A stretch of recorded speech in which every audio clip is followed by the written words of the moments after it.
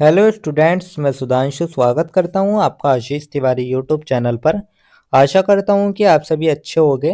मैं इस चैनल के माध्यम से आप सभी के लिए लेकर आया हूं एक वीडियो लेक्चर सीरीज जो बेस है आपके बीए प्रोग्राम के 5th सेमेस्टर की भारत का इतिहास 1700 से 1857, हिस्ट्री ऑफ इंडिया 1700 से 1857 सब्जेक्ट की एक इम्पोर्टेंट किताब पर, जो कि आपका डिसिप्लिन स्पेसिफिक कोर कोर्स यानी कि आपका डीएससी 9 माइनर पेपर का सब्जेक्ट है।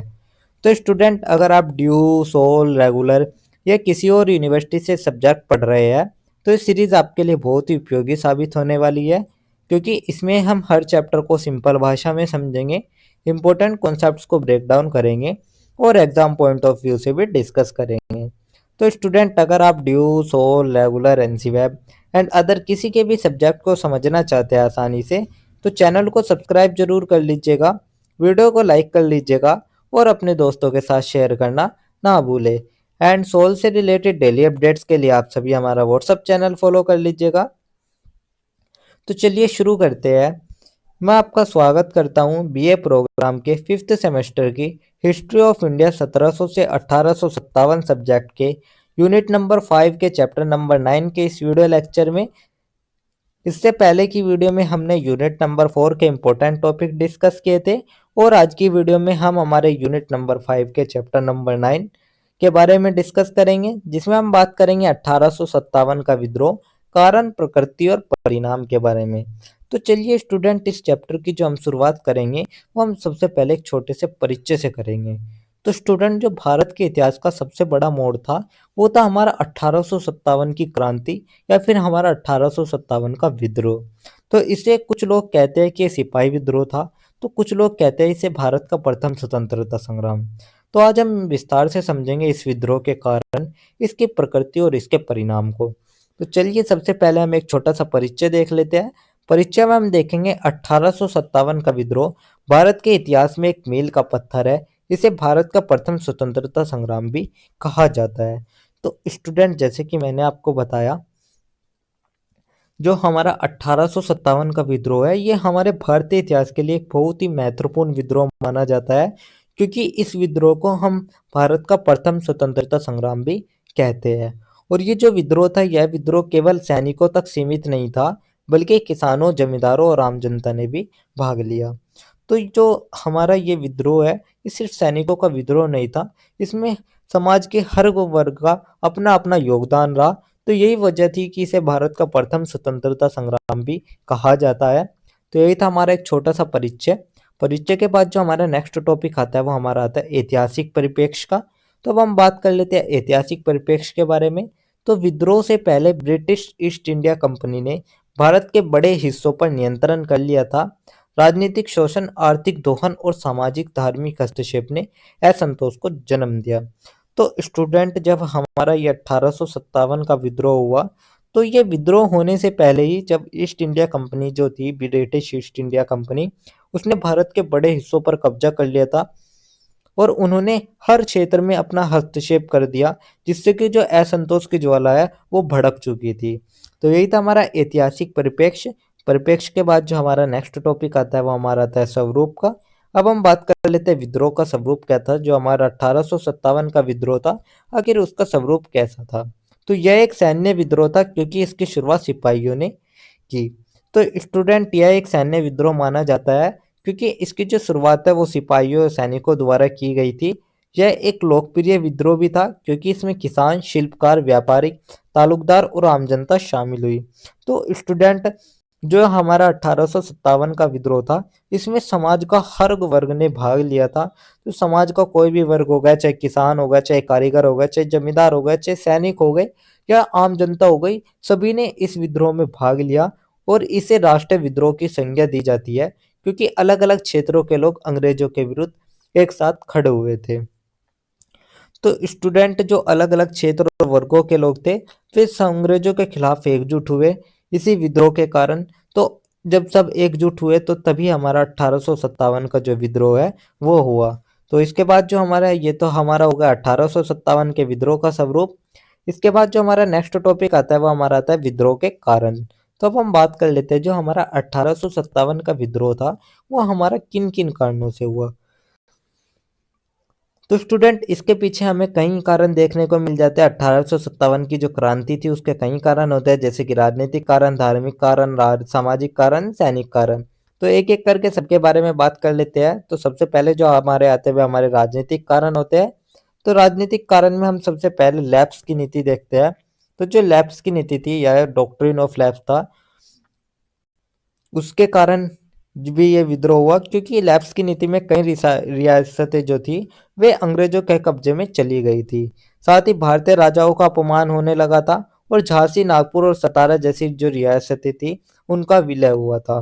तो इन सभी राजनीतिक कारणों से 1857 का विद्रोह हुआ। सेकंड जो हमारे कारण आते हैं हमारे प्रशासनिक कारण आते हैं, जिसमें हम बात करते हैं अंग्रेज अधिकारियों को जो भ्रष्टाचार था वो बढ़ता जा रहा था। साथ साथ भारतीयों को उच्च प्रशासनिक पदों से वंचित रखा जा रहा था। जो उच्च प्रशासनिक पद होते थे उन पे अंग्रेजी होते थे। बाकी सेना में जो भारतीय थे वे बहुत ज्यादा थे, लेकिन जो उच्च प्रशासनिक पद होते थे उन पर अंग्रेजों को ही रखा जाता था। तो यही सभी प्रशासनिक कारण थे। इसके बाद जो नेक्स्ट आते हैं आर्थिक कारण आते हैं। आर्थिक कारण में हम देखें तो किसानों से अधिक लगान वसूलना, व्यापारिक एकाधिकार, कारीगरों और शिल्पकारों का विनाश। तो किसानों से जो लगान था या जो कर था वो बहुत ही अत्यधिक मात्रा में वसूला जाता था, और जो व्यापार था उस पर भी अंग्रेजों का एक अधिकार बना हुआ था। साथ ही जो कारीगर और शिल्पकार थे उनका विनाश कर दिया गया, क्योंकि जो उस समय की ब्रिटिश मशीनें थी उनसे कारीगरों और शिल्पकारों का विनाश भी हो गया था। तो ये सभी हमारे आर्थिक कारण रहे। इसके बाद हमारा आता है सामाजिक धार्मिक कारण।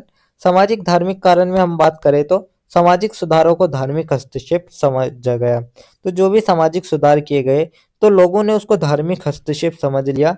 साथ ही मिशनरों की गतिविधियों से भी लोगों में भय फैला हुआ था। और चर्बी वाले कारतूस की अफवाह। तो जो चर्बी वाले कारतूस है उसकी अफवाह ने भी आग में घी का काम किया। तो सबसे महत्वपूर्ण जो कारण माना जाता है वो चर्बी वाले कारतूस का माना जाता है। ऐसा कहा जाता है कि जो सैनिक होते थे उस समय जब युद्ध हुए तो युद्ध में क्या हुआ, तो जो सैनिक हुए सैनिकों को एक कारतूस का उपयोग करने के लिए कहा गया, जो कि ये अफवाह थी कि ये जो कारतूस था ये गाय की चर्बी से बना हुआ होता था। तो कुछ ऐसे धार्मिक अनुष्ठानों की वजह से या कुछ ऐसे धार्मिक प्रथाओं की वजह से जो हिंदू सैनिक होते थे वे गांव की चर्बी को मुंह से खोलना नहीं पसंद करते थे, क्योंकि जो कारतूस होता था उसको मुंह से खोलना पड़ता था। तो ये भी सबसे बड़ा सामाजिक और धार्मिक कारण रहा। इसके बाद हमारा नेक्स्ट आता है सैन्य कारण। सैन्य कारण में हम देखें तो भारतीय सैनिकों को अंग्रेज सैनिकों से कम वेतन। तो जो भारतीय सैनिक थे उनको अंग्रेज सैनिकों से कम वेतन दिया जाता था। साथ साथ उन्हें उच्च पदों पर भी नहीं रखा जाता था। और कारतूस का विरोध जो कि मैंने अभी आपको बताया, जिसमें गायों और सुअर की चर्बी के इस्तेमाल की बात कही गई है, वो भी सभी हमारे सैन्य कारण थे। तो स्टूडेंट मेरठ के सैनिकों को नए कारतूस मिलते हैं, अफवाह फैलती है और सैनिक विद्रोह की जो योजना है वे बनाने लगते हैं। तो यही सभी थे हमारे 1857 के विद्रोह के कारण, जो कि मैंने आपको बता दिए हैं। इसके बाद जो हमारा नेक्स्ट टॉपिक आता है वो हमारा आता है विद्रोह का आरंभ और विस्तार। तो जो विद्रोह की शुरुआत हुई वो मेरठ 10 मई 1857 से हुई। तो विद्रोह की शुरुआत 10 मई 1857 को मेरठ में हुई, जिसमें बाद में ये जो विद्रोह था ये दिल्ली, कानपुर, झांसी, ग्वालियर, अवध, बरेली, लखनऊ आदि जो क्षेत्र थे उन सभी में ये 1857 का विद्रोह फैल गया था। साथ साथ बहादुर शाह जफर को विद्रोह ने सम्राट घोषित किया। तो जो बहादुर शाह जफर थे उनको इस समय का जो सम्राट था वो घोषित किया विद्रोह के समय का। इसमें झांसी की रानी लक्ष्मीबाई, नाना साहब, तात्या टोपे, बेगम हजरत महल, कुंवर सिंह जैसे जो नेता थे उन्होंने अपनी प्रमुख भूमिका निभाई। तो यही था हमारा विद्रोह का आरंभ और विस्तार। जैसे कि आप देख सकते हैं ये हमारी रानी लक्ष्मीबाई जी है। कहा जाता है कि ये जो रानी लक्ष्मीबाई जी थे इनका एक छोटा सा पुत्र था। तो ये अपने पुत्र के साथ ही अपने पुत्र को अपने पीछे कंधे पर लादकर इन्होंने युद्ध किया था, विद्रोह किया था। तो यही था विद्रोह का आरंभ और विस्तार। इसके बाद जो हमारा नेक्स्ट टॉपिक आता है वो हमारा आता है विद्रोह की असफलता के कारण। तो अब हम जान लेते हैं जो विद्रोह है वो असफल क्यों रहा, किन किन कारणों से वो असफल रहा। तो विद्रोह का पूरे भारत में न फैलना। तो जो विद्रोह था वो पूरे भारत में नहीं फैला था, कुछ ऐसे ही क्षेत्र थे जहां पर वो फैला था। और असमय आरंभ हो जाना, तो इसकी शुरुआत समय से ही पहले ही हो गई थी। और साथ ही अंग्रेजों की बेहतर सैन्य शक्ति भी थी। तो जो अंग्रेजों की सैन्य शक्ति थी वो उस समय अधिक संगठित थी। नेतृत्व की कमी थी, मजबूत और एकजुट नेतृत्व का उस समय अभाव देखा गया। विद्रोह के बीच संगठन और उद्देश्य की एकता का प्रभाव। तो जो विद्रोह था उसके बीच आपसी मतभेद और ईर्ष्या उत्पन्न थी। व्यक्तिगत ईर्ष्या और मतभेद हमें देखने को मिलता है। बहादुर शाह जफर का कमजोर नेतृत्व भी हमें देखने को मिलता है। तो जो हमारे बहादुर शाह जफर थे, जो कि विद्रोह के नेता बनाए गए थे, उनका जो कमजोर नेतृत्व था वो साबित हुआ। जैसे कि आप देख सकते हैं, ये हमारे बहादुर शाह जफर जी है। इनको ही सबसे पहले जो 1857 का विद्रोह था उसका सम्राट बनाया गया था। तो यही थे हमारे विद्रोह की असफलता के कारण। इसके बाद जो हमारा नेक्स्ट टॉपिक आता है वो हमारा आता है विद्रोह के परिणाम। तो अब हम बात कर लेते हैं विद्रोह के क्या क्या परिणाम रहे। तो सबसे पहले हम सकारात्मक प्रभाव के बारे में बात करेंगे। तो भारतीयों में राष्ट्रीय भावना का विकास हुआ। तो जो भारतीय थे उनमें आजादी के लिए एक जो चेतना थी, जो आग थी, वो विकसित हुई और अंग्रेजों को भारतीय समाज और परंपराओं को समझने की आवश्यकता महसूस हुई। तो इससे जो अंग्रेज थे उन्होंने भारतीय समाज और परंपराओं को समझा। तो ये तो हमारे सकारात्मक प्रभाव हो गए। इसके बाद जो हमारा नेक्स्ट आते हैं वह हमारे नकारात्मक प्रभाव आते हैं। नकारात्मक प्रभाव में हम देखेंगे तो भीषण दमन और नरसंहार इस समय हुआ। हजारों लोगों की मौत हुई और संपत्ति भी बहुत ही मात्रा में बर्बाद हुई। बाद में दिल्ली के अंतिम मुगल सम्राट बहादुर शाह जफर को रंगून भेज दिया गया। तो यही सभी थे हमारे सकारात्मक और नकारात्मक प्रभाव, हमारे विद्रोह के परिणाम। इसके बाद जो हमारा नेक्स्ट टॉपिक आता है वो हमारा आता है विद्रोह का महत्व। तो अब हम देख लेते हैं विद्रोह का क्या महत्व रहा। तो इसे भारत का प्रथम स्वतंत्रता संग्राम कहा गया है। तो जो हमारा 1857 की क्रांति है ये आज भी भारत के प्रथम स्वतंत्रता संग्राम के नाम से जानी जाती है, क्योंकि इसमें जो भारतीय थे उनको विश्वास था कि वे एकजुट होकर अंग्रेजों का मुकाबला कर सकते हैं। साथ ही इस विद्रोह ने भारत के राष्ट्रीय आंदोलन की भी नींव रखी थी। तो यही था हमारा विद्रोह का महत्व। इसके बाद जो हमारा नेक्स्ट टॉपिक आता है वो हमारा ओवरऑल पूरे चैप्टर का एक छोटा सा निष्कर्ष आता है। तो अब हम ओवरऑल पूरे चैप्टर का एक छोटा सा निष्कर्ष देख लेते हैं।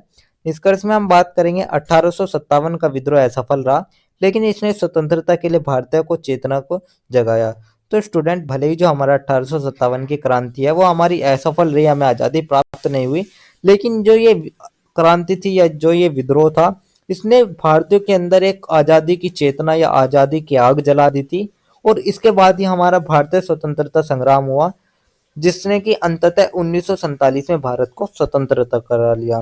तो स्टूडेंट, यही थी कहानी हमारे 1857 के विद्रोह की, इसके कारण, स्वरूप और परिणाम की। तो यही था हमारा एक छोटा सा निष्कर्ष, जिसके साथ हमारा यूनिट नंबर 5 का चैप्टर नंबर 9 भी कंप्लीट होता है। तो यही थी हमारी यूनिट नंबर 5, क्योंकि इसमें हमारा एक ही चैप्टर था। और इसी के साथ हमारा हिस्ट्री ऑफ इंडिया 1700 से 1857 सब्जेक्ट का सिलेबस भी कंप्लीट होता है, क्योंकि इसमें हमारे टोटल 5 यूनिट और चैप्टर 9 ही थे, जो कि मैंने आपको एक एक करके बता दिया है। तो अगर किसी भी स्टूडेंट को ये पीडीएफ या नोट्स चाहिए होंगे तो आप हमारे टेलीग्राम चैनल को ज्वाइन कर लीजिएगा। वहाँ पर आपको ये पीडीएफ या नोट्स मिल जाएंगे। एंड अगर किसी भी स्टूडेंट का किसी भी तरह का कोई भी डाउट या किसी भी तरह की कोई भी क्वेरी होती है तो आप हमारे कमेंट सेक्शन में या हमारे इंस्टा पेज को फॉलो करके भी पूछ सकते हैं। डेली अपडेट्स के लिए आप सभी हमारा व्हाट्सएप चैनल फॉलो कर लीजिएगा। और अगर आपको लेक्चर उपयोगी लगा तो वीडियो को लाइक करें, चैनल को सब्सक्राइब करें और नेक्स्ट सब्जेक्ट के लिए तैयार रहिएगा, जहां हम बात करेंगे किसी अदर सब्जेक्ट की। तो आप सभी का बहुत बहुत धन्यवाद। आपका दिन शुभ रहे।